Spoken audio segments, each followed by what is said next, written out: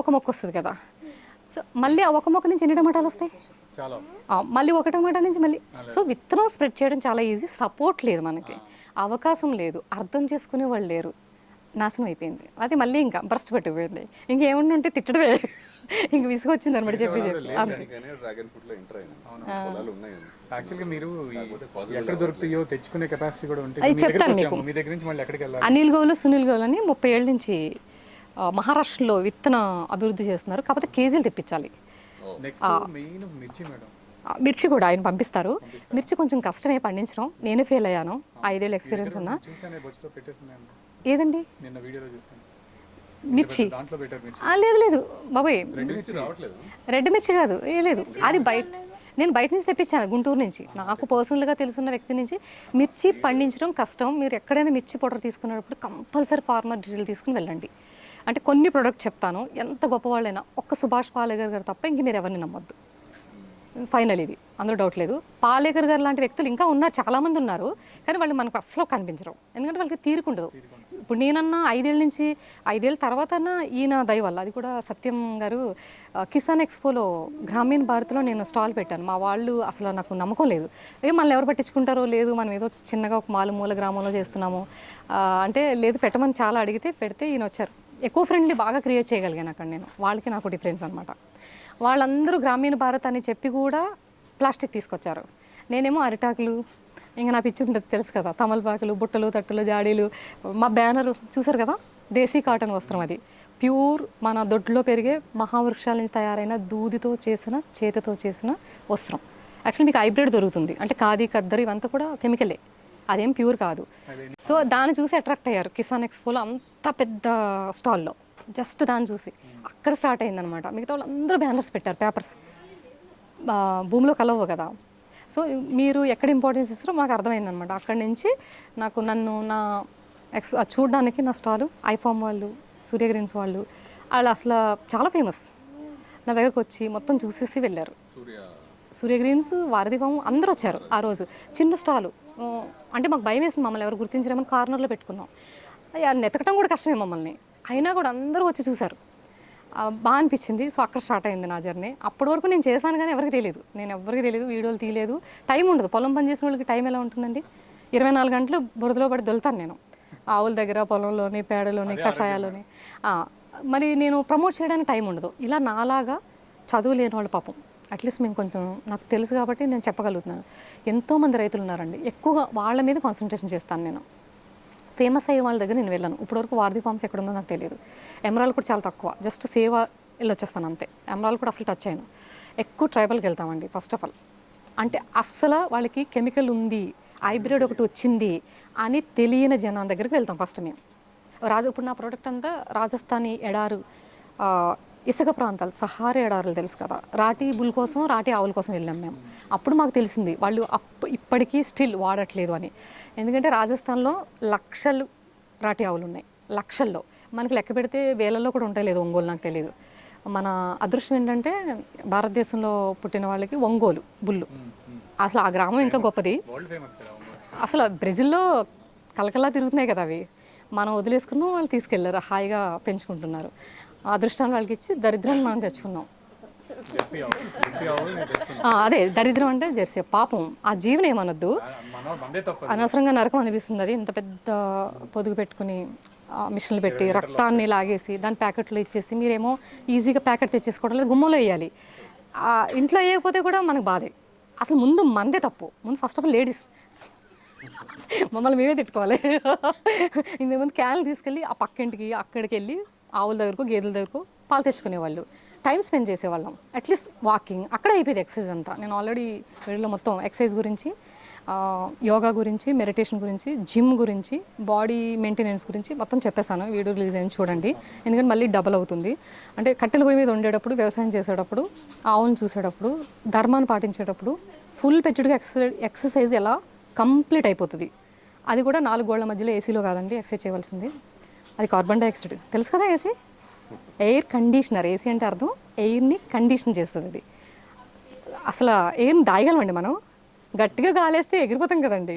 ఆ వాయుదేవుడు కోపం వచ్చిందంటే భూస్థాపితం అయిపోవాల్సింది భూమి అంతానే, చెట్లతో పాటు ఎంత మర్రి చెట్లు అయినా సరే పడిపోవాల్సింది. దాన్ని బంధించడం ఏంటండి? ఏసీ నుంచి రిలీజ్ అయ్యే వెనకాల నుంచి వచ్చే ఆ వేడి కొన్ని లక్షలు, అంటే ఒక్క ఏసీ నుంచి ఎంత కార్బన్ డైఆక్సైడ్ రిలీజ్ అయ్యి మన పరిసర ప్రాంతాలని డ్యామేజ్ చేస్తుందో. మీరు ఎన్ని ఏసీలు అండి? ఇప్పుడు ఏసీ లేకుండా ఇల్లు ఉందా? అవసరం అండి. కోట్లు 2 కోట్లు పెట్టి ఆ బిల్డింగులు కొనుక్కోవడం అవసరం? మేము కూడా కొన్నాం కానీ వదిలేసాం.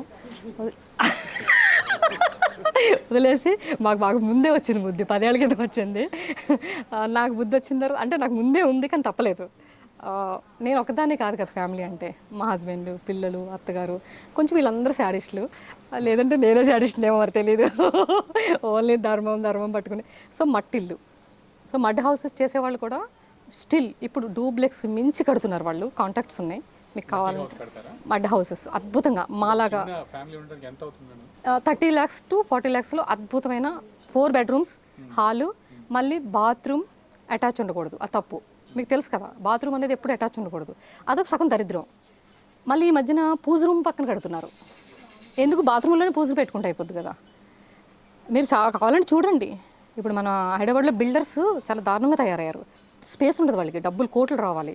వాళ్ళు తీసుకున్న ల్యాండ్లో 40 to 50 హైట్ వెళ్ళిపోవాలి, ₹1 కోటి అమ్మేయాలి, వాళ్ళు కోట్లు వచ్చేయాలి. దేశం నాశనం అయిపోయినా వాటికి సంబంధం లేదు. వాళ్ళ పిల్లలు, మనవలు, వాళ్ళకి ఆ కర్మ అంతా అనుభవిస్తారు. అయినా సరే ఇంకా వాళ్ళు మారరు, మనమే మారాలి. మనం కొనేవాళ్ళు లేకపోతే కట్టేవాడు ఉంటాడండి.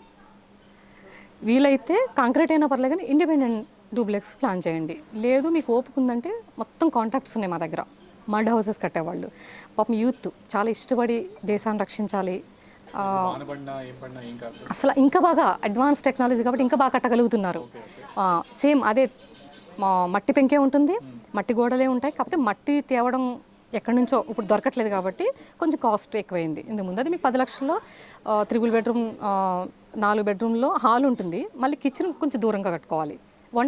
వంటశాల అని దూరంగా ఉండదు, ఐడియా ఉందా?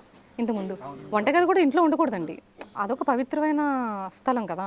అది కొంచెం ఇటువైపు ఉండేది, బాత్రూమ్ అటువైపు ఉండాలి, తులసి ఎక్కడ ఉండాలి, ఏది ఎక్కడ ఉండాలో అదండి. ఇప్పుడు అన్నీ అపార్ట్మెంట్లోనే, ఇక్కడ తులసి ఉంటుంది, అక్కడి నుంచి వెళ్ళిపోతాము, ఒక్కోసారి దాని దగ్గర నుంచి వెళ్ళకూడదు, రూల్స్ పాటించడానికి ఉండదు, ఎందుకంటే స్పేస్ లేదు, ఇరుకుగా అయిపోయాము. అంటే 150 కోట్ల మంది సరిపోదు అంటారేమో, మళ్ళీని సరిపోతుంది. పాలిగిరి గారు చెప్పినట్టుగా పంట సరిపోతుంది, ఆవులు పెంచితే 150 కోట్ల మంది తినగా మిగిలింది మళ్ళీ 4 దేశాలకి ఇవ్వచ్చు మనం. మీరు కరెక్ట్గా చేయగలిగితే, ప్రభుత్వం అంటే గవర్నమెంట్ సపోర్ట్ చేయగలిగితే. పాలిగిరి గారు చాలా ఫైట్ చేశారు, చాలా లెటర్లు రాశారు, అసలు వాళ్ళు చూడని కూడా చూడరు. ఏమండి అంటే మరి ఏమనుకుంటారని ఇచ్చారేమో మరి, అది డౌటే, నాకు కూడా డౌటే. అడుగుదాం పాలిగారు, ఇవ్వరు కదా అని బాగా నిరూపించారులేండి ఆయన. బాగా చాలా ఇప్పటికీ స్టిల్. ఏమైందన్నా, అయిపోయిందా? ఓన్లీ గడ్డేనా అన్నని అడగండి ఒకసారి. ఇలా చాలా ఉంది సబ్జెక్టు. మీకు ఏమైనా డౌట్స్ ఉన్నాయా జీవితం మీద? ఆశలు ఉంటే డౌట్స్ అడగండి. నేనే చెప్తున్నాను కదా, స్టిల్ 5 ఏళ్ళ నుంచి 40 లక్షలు ఖర్చు పెట్టాను. ఓకేనా? తను 8 నెలల నుంచి 30 lakhs పెట్టారు. కాకపోతే అలా ఎందుకు అయిపోయిందంటే మా పరిస్థితి, మనమే మళ్ళీ. ఎందుకంటే నేను ఒక్కదాన్నో లేదా ఇంకొకళ్ళు చేస్తే ఇలాగే ఉంటుంది. ఇప్పుడు నాకు ట్రాక్టర్లు దొరకవు, పోనీ ఎద్దులు మేపగలమా, పెంచగలమా? ఊరుకుంటారు రోడ్డు మీదకి వెళ్తే అవి, బండ్లు నడిచే ప్లేస్ అది లేదు. సో ఎక్నాలజ్మెంట్ అంటే అందుబాటులో ఉండవలసిన దూరం అయిపోవడం వల్ల ఎక్స్పెన్సివ్ అయిపోయింది. లేదంటే అసలు తక్కువ బడ్జెట్లో అయిపోవలసిన వ్యవసాయాన్ని ఎక్స్పెన్సివ్గా చేసేసాడు అతను. ఎవరు? బయట వాళ్ళు మనల్ని మార్చి వీళ్ళకి మళ్ళీ వ్యవసాయం చేయకూడదు, చేసే పరిస్థితి లేకుండా క్రియేట్ చేశాడు. మనం బలైపోయాం, మనకు తెలియదు, మోసపోయాం, దిగిపోయాం. ఇప్పుడు బయటికి వద్దామంటే వాళ్ళే రానివ్వరు. అసలు మన ఇంట్లో మన వాళ్ళనే ఒప్పుకోవట్లేదు కదండి. ఎక్కడో వరకు ఎందుకు, వైఫ్ ఇష్టం ఉంటే అది నన్ను ఆల్రెడీ చంపేస్తాను చేస్తే. మా వారు వాళ్ళ వెళ్ళి మొత్తం మార్చుకున్నాం అండి. ఎక్కడైనా బయటికి వెళ్తే అదివరకు ఎక్కడ తినేవాళ్ళం, తినాలంటే 10 సార్లు ఆలోచించాల్సి వస్తుంది. చూసారు అబ్బా ఆ స్టేజ్ అంటే సిగ్గుపడాలి వాళ్ళు. వీళ్ళకి అబ్బా ఇదేంటి మన ఇంట్లో తినడానికి అవకాశం లేదు. మళ్ళీ ఇంట్లో అది మంచిదే, అదేమి బ్యాడ్ ఆహారం కాదు. ఎవరికి తెలియదు నూనె ఎక్కడి నుంచి వస్తుందో తెలియదు ఎవరికి, అయ్యే వాడేస్తాం. అంటే ఇంతకు ముందు ఏమనుకునే వాళ్ళు, బయట ఫుడ్ మంచిది కాదనేవాళ్ళం. జనరల్గా డాక్టర్లు బయట ఫుడ్ తినకూడదు, ఆయిల్ వాడకూడదు, ఇలా చాలా చెప్తారు కదా. ఇంట్లో కూడా విషయమే అనే విషయం ఎలా చెప్పాలండి జనాలకి? మనం అనుకుంటాం ఇంట్లో వండి తినేస్తున్నామని. విజయరామ్ గారు చెప్పేది అదే కదా, పిల్లలకే పెట్టేస్తుంది తెలియదు.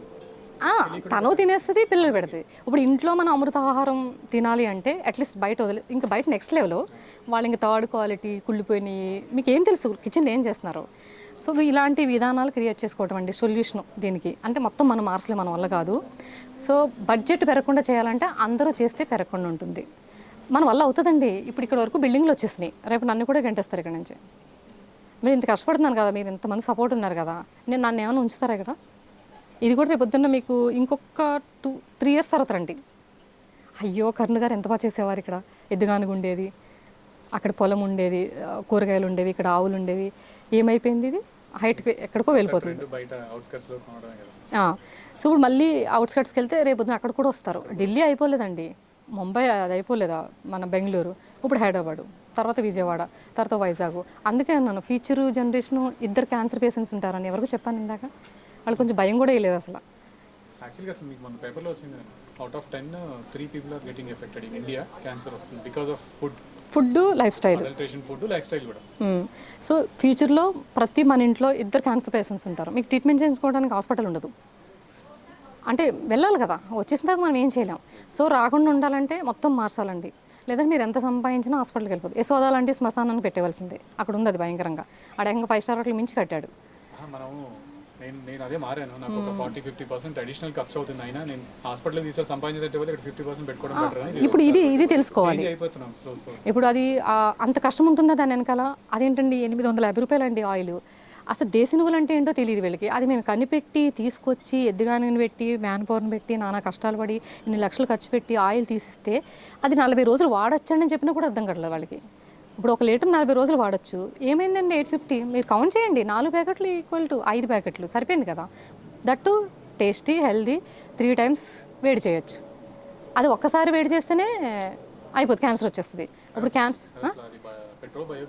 అదే క్రూడ్ ఆయిల్ అసలు ముందు ఫస్ట్ చేయకూడదు, వేడి చేయకూడదు ఫస్ట్ ఆఫ్ ఆల్. పోనీ మిషన్ అనుకుంటే అది కూడా అంతే, అది ఆల్రెడీ హీట్ అయిపోద్ది కాబట్టి దాన్ని కూడా వేడి చేయలేము. ఇదైతే చల్లగా ఉంటుంది, మీరు చేయబెట్టచ్చు. స్టిల్ తిరిగేటప్పుడు భలే అనిపిస్తుంది చల్లగా. సో దాన్ని 3 to 5 RPMలో తిరుగుతుంది. దొరకట్లేదు మేడం, అంత బయట కూడా ఏం చేస్తున్నారంటే ఇప్పుడు అందరూ RPM తగ్గించేసి పెట్టేస్తున్నారు మిషన్. అదేమంటే ఎద్దు ఎలా తిరుగుతుందో స్పీడ్, ఆ స్పీడ్తో RPM తక్కువ చేస్తున్నాం. ఎలా చేస్తారండి? ఆ మిషనే కదా తక్కువ పెడుతున్నాం. ఎలా పెడతారు? అయ్యి మనం క్వశ్చన్ గట్టిగా వెయ్యాలంతే, మనం ఆర్గ్యూ చేయవలసిందే, ఒప్పుకోకూడదు అసలు వాళ్ళని. ఇది దొరకట్లేదు, దొరకట్లేదు బయట కూడా చాలా చాలా తక్కువ. అది దొరికినా అంటే ఎద్దుగాని వాళ్ళు కూడా ఏం చేస్తున్నారంటే ఎమరాల్ ఆయన పెట్టలేదు, పెట్టి తీసేస్తారు. ఎందుకంటే ఆయన తక్కువ రేటు అడుగుతున్నారు, ఆయన అదే తక్కువ రేటుగా అడుగుతున్నారు. ఇంకా ఆయన చిరాకు వచ్చేసి మిషన్లు పెట్టేశారు. జర్మనీ నుంచి ఒక మిషన్ వచ్చింది పెద్దది, ఒక్క కొబ్బరికి మాత్రం పెట్టారు రీసెంట్గా. ఎందుకంటే ఆయనే ఎదుగాని పెట్టకపోతే ఎలాగా, చాలా మోడల్ కదా మనకి.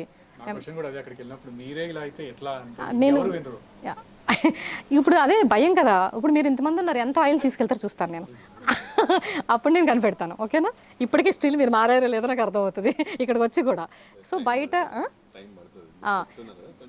అదే ఇప్పుడు బయట తెలియని వాళ్ళు ఇంకా అదే తీస్తున్నారు, ఇక్కడికి అన్నీ తెలిస్తేనే కదా వస్తారు.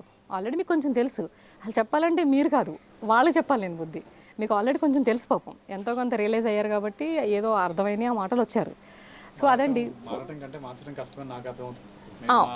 అది కష్టమే, చాలా కష్టం, అది మాత్రం అసలు 100% అండి. The number is 9347500360. I repeat 9347500360. So మీకు ఏ డౌట్స్ ఉన్నా న్యాచురల్ ఫార్మింగ్ గురించి, అమ్మ దగ్గర ట్రైనింగ్ తీసుకోవాలన్నా, మా ప్రొడక్ట్స్ కొనాలన్నా, ఇలా మా ఫామ్ విజిట్స్కి రావాలన్నా, ఇలా స్వచ్ఛమైన ఆహారం తినాలన్నా మాకు కాంటాక్ట్ చేయండి ఈ నెంబర్ మీద. Thank you.